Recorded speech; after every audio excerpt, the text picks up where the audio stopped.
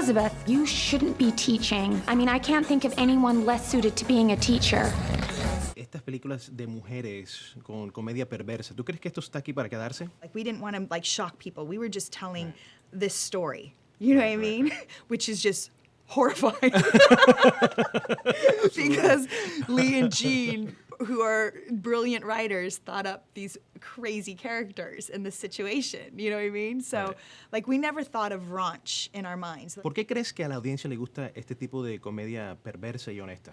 Well, comedy by nature, I think, is about things that are true. You know, we laugh at things when people say, a comedian says something that is so brutally honest that we have to acknowledge that it's the truth. And then you have to laugh at that because it's like, oh my God, I can't believe that person just said it.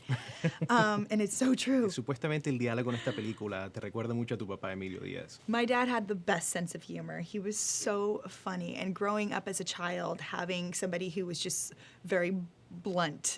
My father was very blunt and also really, you know, about kind of giving us, his children, the truth, you know, and never sort of sugarcoating it ever. You know, before coming here, one of the biggest questions that a lot of our users were asking were about your heritage. My father's Cuban.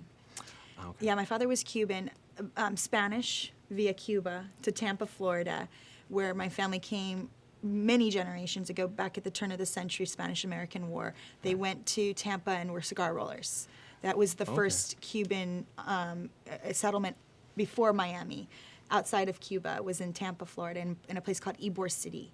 And Ybor, they still have some cigar factories there to this day, that some rollers so still cool. there, some cigars that are rolled there.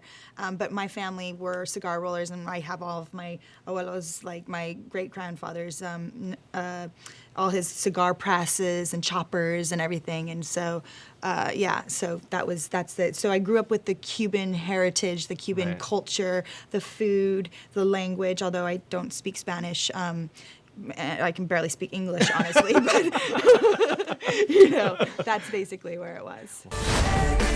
Begging you.